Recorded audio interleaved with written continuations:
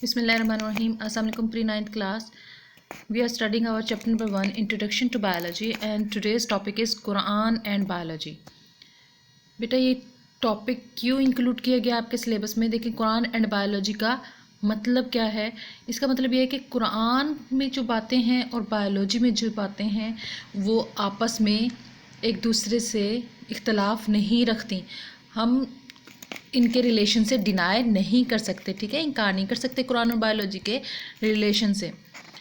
कुरान में जो आयत हैं उनसे हमें बायोलॉजी का पता चलता है, ठीक है। ऐसा हरगिज़ नहीं है कि कुरान में जो आयत हैं वो पुराने दौर की हैं या बायोलॉजी न्यू दौर की है तो आपस में एक जैसी नहीं है, नहीं, इन दोनों की आपस में मिलती हैं। और बायोलॉजी के भी ऐसी चीज़ें हैं साइंस में जो कुरान की नफ़ी नहीं कर सकती, ठीक है। अब हम कुछ वही चीज़ें पढ़ेंगे कि कैसे कुरान के आयत में साइंस का पता मिलता है, ठीक है। Eight many places in Holi Quran Allah hint about the origin and characteristic of living organism, ठीक है। कुरान पाक में अल्लाह ताला ने बहुत सी जगहों पे निशानियाँ दी हैं लिविंग ऑर्गेनिजम्स की, कैरेक्टरिस्टिक्स की और ओरिजिन की, यानी कि उनकी ओरिजिन किस तरह हुआ, ठीक है। In the same verses human being have been instructed to expose the unknown aspects of life after getting the hints. Here are few examples of such guidelines, ठीक है। अल्लाह ताला ने बेशुमार मकामात पर निशानियाँ दी हैं और इंसान को गौर व फिक्र की दावत दी है कि जो निशानियाँ हमने दी हैं उन पर आप गौर करें और फिर उससे साइंस का पता लगाएं, ठीक है। ये फर्स्ट आयत है बेटा। आपने आयत याद नहीं करनी, ये नहीं करनी याद आपने क्या करना है, जस्ट सूरत का नेम देना है, सूरत अंबिया, और फिर उसके बाद उसकी ट्रांसलेशन लिख देनी है, ठीक है। सूरह अंबिया में क्या है, we made every living thing from water, हमने हर जिंदा जानदार को वाटर से पैदा किया। अब देखें इसकी एक्सप्लेनेशन जो साइंस ने की है वो क्या है, आपने यहाँ पे हेडिंग देनी है एक्सप्लेनेशन की।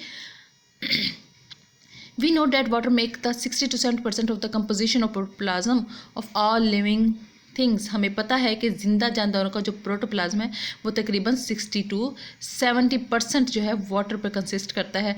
देखिए कुरान पाक भी हमें यही कह रहा है कि हमने हर चीज़ को, हर जिंदा जानदार को वाटर से प्रोड्यूस किया। अब देखिए the above versus hint the at the common origin of all living thing in water is water as Allah has ordered human being to think at the hints given by him. अल्लाह ने क्या हुक्म दिया है कि जो निशानियाँ हमने दी हैं उस पर सोचो, गौर व फिक्र करो। We should study living things so that the mysteries of the origin can be revealed.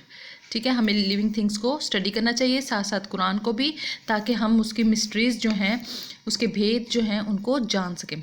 फिर आप बेटा सेकंड आयत पे आ जाएं। आप ये लिखेंगे सूरह नेम सूरह रहमान और फिर ये ट्रांसलेशन लिखेंगे he made man from clay like the potter, ठीक है। अल्लाह ने इंसान को किससे बनाया, मिट्टी से, जो जैसे कि पोटर किसे बोलते हैं, बर्तन को बनाने वाली मिट्टी, ठीक है। इन अनदर वर्ड्स फिर आपने दूसरी आयत कौन सी देनी है, ये सूरतुल मोमिनून, ठीक है। ये दो पहले बेटा ये वाली सूरह अंबिया की आयत लिख के उसके बाद आपने एक्सप्लेनेशन देनी है। उसके बाद सूरह रहमान और सूरह मोमिनून की आपने ये आयत का तर्जुमा लिखना है दोनों का, और फिर उसके बाद इन दोनों का कॉमन एक्सप्लेनेशन देनी है, ठीक है। सूरह रहमान में क्या है कि अल्लाह ने इंसान को मिट्टी से पैदा किया। अब सूरह मोमिनून में क्या है, then fashion we the drop a clot, हमने एक नुतफ़े से पैदा किया। Then fashion we the clot a little lump, फिर हमने इस नुतफ़े को छोटा सा खून का लोथड़ा बनाया।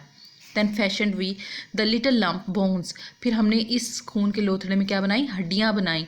Then clothed the bones with flesh, और फिर इन हड्डियों को गोश्त से लपेट दिया। देखिए अल्लाह ने पहले इसमें बताया गया कि वाटर से प्रोड्यूस किया, ठीक है, ओरिजिन क्या है वाटर। फिर इसमें बताया गया कि मिट्टी से प्रोड्यूस किया। अब इसमें बता रहे हैं कि किस किस तरह से, ठीक है, ओरिजिन तो ये था, फिर ये यहाँ पे बता रहे हैं किस किस तरह से ऑर्गेनिजम्स को बनाया। पहले एक छोटा सा खून का नुतफ़ा डाला, फिर लोथड़ा बना, फिर उसमें हड्डियाँ बनी, फिर उसके ऊपर गोश्त चढ़ाया और एक मुकम्मल जानदार बन गया, ठीक है। इन दोनों के एक्सप्लेनेशन देंगे, सूरह रहमान और सूरह अल मोमिनून की कॉमन एक्सप्लेनेशन ये होगी। यहाँ पे हेडिंग देंगे आप एक्सप्लेनेशन की। When we think at the hints given in both these verses, we find that events that occur in the creation of human beings. Allah also hint at the method of development of animal including human being. अल्लाह ने क्या दिया है, method भी बता दिया development का, ठीक है। मेथड है ना ये कि पहले हमने ये बनाया, फिर ये बनाया, फिर ये बनाया और इस तरह पूरा जानदार बन गया। तो यही क्या है, एनिमल्स और ह्यूमन बीइंग भी, इनका डेवलपमेंट का मेथड बता दिया देखें अल्लाह ताला ने कुरान पाक में, और यही आज की हमारी साइंस कह रही है। ठीक है, अब एक और आया दिया हुआ है सूरा अल नूर से। ठीक है, आपने नेम लिखना है सूरा का और इसकी ट्रांसलेशन लिखनी है, Allah hath created every animal from water. Allah ने किससे क्रिएट किया? हर जानदार को, हर एनिमल को किससे? वाटर से। Then some of them creep up over their bellies, तो फिर कुछ उनमें से क्रीप अप कहते हैं रेंगना, ठीक है, रेंगना, ओवर देयर बेलीज, कुछ उनमें से पेट के बल रेंगते हैं, अदर वॉक ऑन 2 legs, कुछ 2 टांगों पर चलते हैं, एंड अदर्स ऑन 4, ठीक है, और कुछ 4 टांगों पर चलते हैं। अल्लाह क्रिएट व्हाट ही प्लेजेस, अल्लाह वो चाहता है, वो पैदा करता है जो वो चाहता है। ठीक है, अब देखें यहाँ पर अल्लाह ने बता दिया कि हमने पैदा तो किया वाटर से, ओरिजिन वाटर है, फिर उसके बाद देखें हमने क्या किया, अल्लाह ताला ने डिफरेंट जानदार उससे बना दिए। ओरिजिन सेम है, उसके बाद डिफरेंट, कुछ रेंगने वाले, कुछ 2 पाँव पे चलने वाले, कुछ 4 पाँव पे चलने वाले। ठीक है, यहाँ एवोल्यूशन बता दी कि किस किस तरह से एवोल्यूशन हुई, मॉडिफिकेशन हुई जानदारों की। फिर यहाँ पे एक्सप्लेनेशन करेंगे सूरह अल नूर की आयत की।